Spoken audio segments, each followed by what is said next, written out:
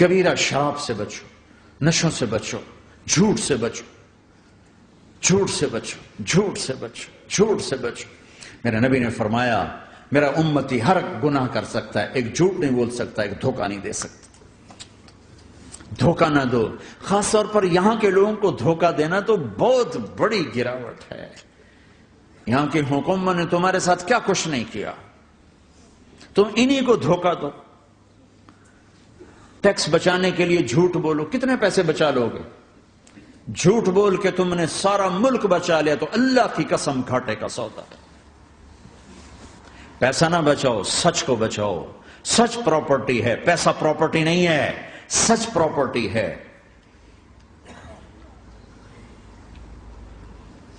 ہمارے ملکوں میں تو لوگ ٹیکس نہیں دیتے کہ حکومتیں کچھ لگاتی ہیں کچھ کھا جاتی ہیں، یہاں تو سارا تم پہ لگاتے ہیں۔ کیوں جھوٹ بولتے ہو؟ کیوں دھوکہ دیتے ہو؟ احسان دانش کی کتاب زندگی میں ایک واقعہ میں نے پڑھا کہ جب انگریز کی حکومت تھی ہندوستان پہ تو ایک دلی میں ایک گرو تھا جو جیب کترا تھا، اس کے آگے چیلے تھے جو جیب کاٹ کے کمائی دیتے تھے۔ تو ایک دن ایک اس کا چیلا یعنی ایک لڑکا 2 روپے لے کر آیا، تو اس کے ٹیچر نے اس کو ڈانٹا کہ اتنے تھوڑے پیسے آج لائے ہو، صرف 2 روپے۔ تو اس نے کہا استاد جی آج بڑا موٹا مال پکڑا تھا، آج ایک انگریز کی جیب کاٹی تھی، بڑے پیسے تھے۔ لیکن جب میں 4 قدم چلا تو مجھے خیال آیا کہ اگر قیامت کے دن عیسیٰ علیہ السلام نے میرے نبی کو تانا دے دیا، گلہ دے دیا کہ آپ کے امتی نے میرے امتی کی جیب کاٹی تھی، تو پھر میں اپنے نبی کو کیا جواب دوں گا؟ اور میرا نبی میری وجہ سے شرمندہ ہو کہ بس اس شرم میں جا کر میں نے اس کو واپس دے دیے اور یہ اپنے کے 2 روپے کھسکا کے لایا ہوں۔ تو وہ گرو نے اس کو 10 روپے انعام دیا کہ بیٹا یہ تیرا آج کا انعام ہے کہ تو نے خوب کیا۔ تو تمہارا ان لوگوں سے واسطہ ہے، عیسیٰ علیہ السلام تانا دے بیٹھے تو کدھر جاؤ؟ جھوٹ نہ بولو چاہے سب کچھ دینا پڑ جائے، جھوٹ بول کے پیسہ نہ بچاؤ، دھوکہ دے کے کاغذات نہ بناؤ۔ یہاں کی لڑکیوں سے اس لیے شادی کرنا کہ میرے کاغذات بن جائیں، اللہ کے واسطے ایسی ذلت کے کام نہ کرو۔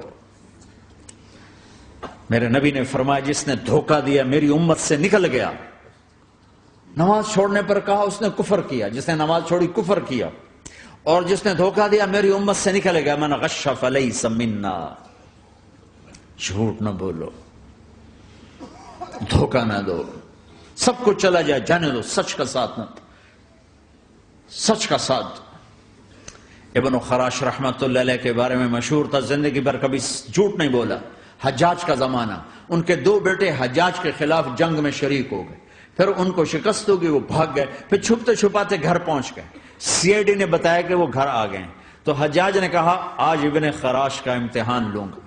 ان کو بلا لیا، کہنے لگا ابن خراش اور تیرے 2 بیٹے ہمارے خلاف جنگ میں شریک ہوئے تھے، وہ پہ بھاگ گئے تھے، ان کی کوئی خبر ہے کہاں ہے؟ تو انہوں نے مسکرا کر فرمایا کہ حجاج زندگی موت تو اللہ کے ہاتھ میں، گھر آ چکے ہیں، گھر میں ہیں، ابھی وہیں چھوڑ کے آیا ہوں۔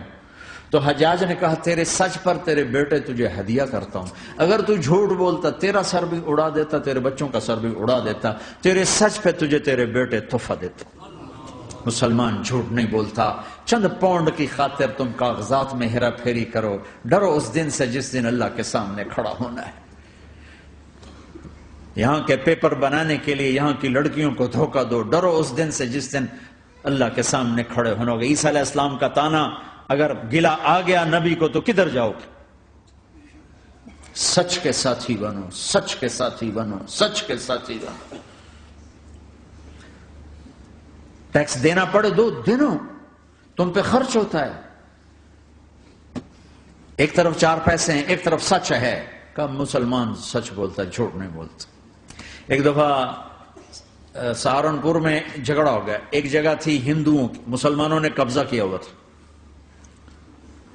تو ہندوؤں نے کیس کر دیا، انگریز کا زمانہ تھا، عدالت میں۔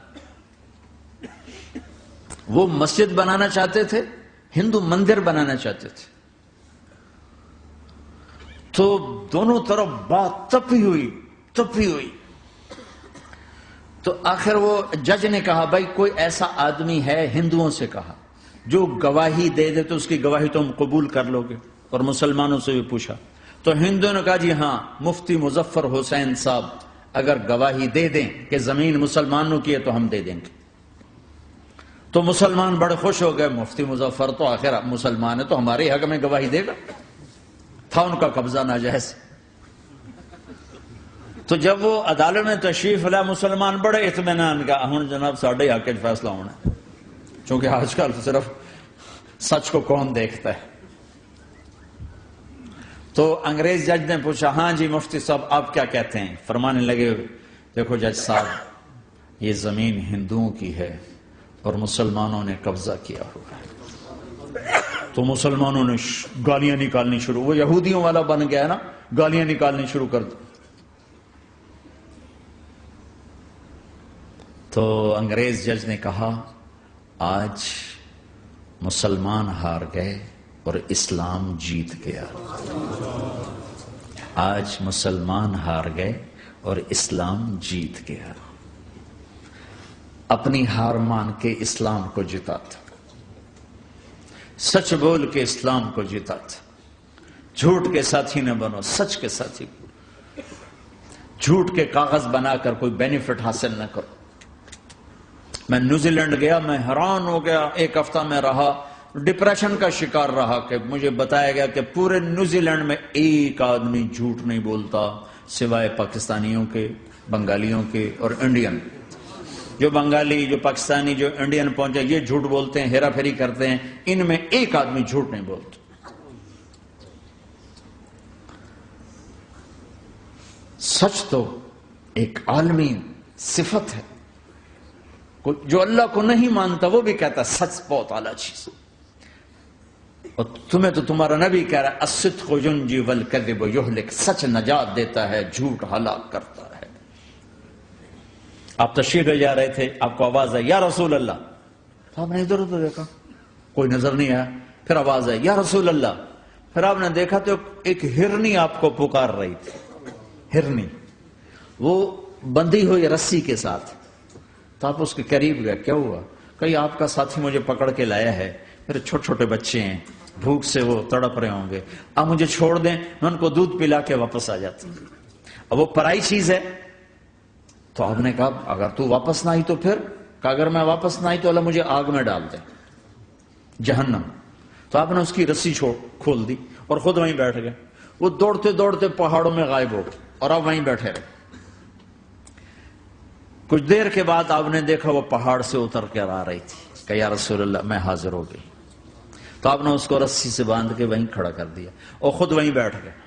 تھوڑی دیر ہوئی تو وہ آ گئے شکاری جو نے شکار کیا تھا، تو آپ نے کہا، ان کا نام کوئی نہیں موجود، تو آپ نے کہا میرے بھائی میری ایک درخواست ہے، آپ پوری کریں گے؟ کہ یا رسول اللہ کیوں نہیں، کہ یہ ہرنی مجھے ہدیہ کر دو۔